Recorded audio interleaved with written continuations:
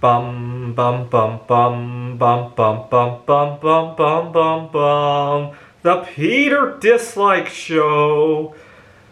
Bum bum bum bum bum bum bum. Back in the spring of 2022, I was tutoring a high school student, AP Statistics. And I showed him how every time we had a Friday the 13th, we had a big wave of COVID. It was almost 100% correlation. March 14, 2020 was a Friday. We had the Alpha variant. November 13 of 2020 was also a Friday, and that was the second wave when Washington locked down for the second time.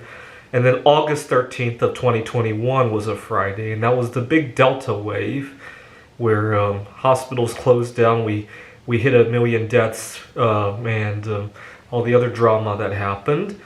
And I told my student, what do you think about May 13th, 2022? Because not only is it a Friday, but also the day after that, there's a lunar eclipse. And a lot of bad things in history happen during lunar eclipses as well.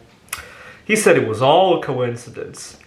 And because he loves statistics, I asked him to calculate the probability that the 3 months that COVID would peak would just happen to be lined up with the 3 times that we had Friday the 13th. And he did the calculation. It was 1 in 1,000 or so. And my boss chimed in and said, "Oh, come on. You know, one time I won a lottery ticket for $600. You know, there could have been a 1 in 1,000 chance that I would have won that ticket, and I won it. 1 in 1,000 is no big deal." That's what my boss said. He's like, "Oh, come on." Well, the lunar eclipse came, Friday the 13th came, and all of us got COVID-19. My boss, he had it the worst. He was 62 years old, so he had it the worst. My student, he only tested positive. He really didn't have any symptoms for it.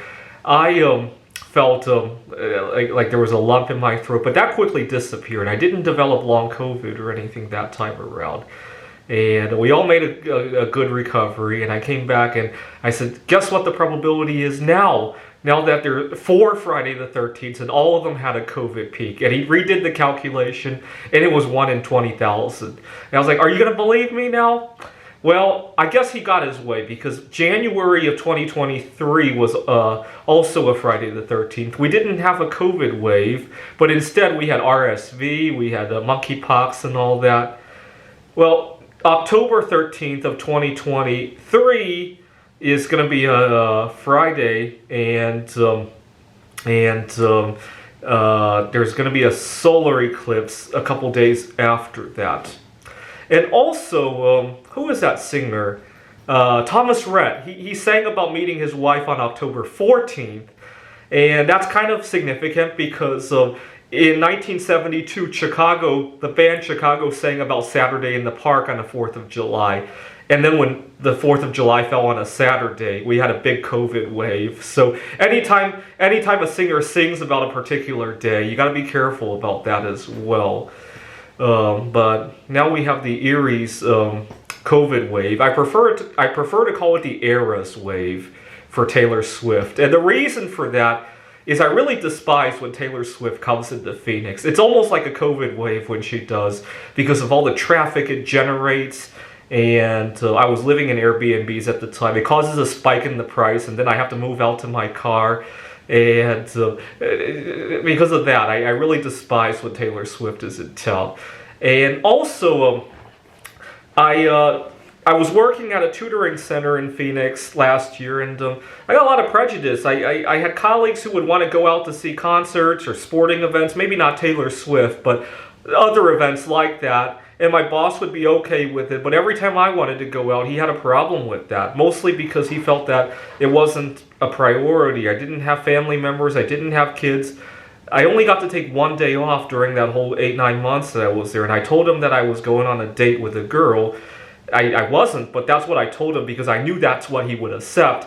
And I came back and told him that my date had stood up on me, but I had a good time by myself anyway, and he felt sorry for me. It was a date with myself to begin with. I just had to spin it that way for him to accept it.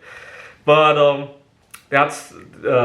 and so when I heard that the COVID variant was called Eras, I got a little bit excited. I thought it was Eras, because they named it after Taylor Swift and all the Swifties spreading COVID at the concerts. I thought that's what it was.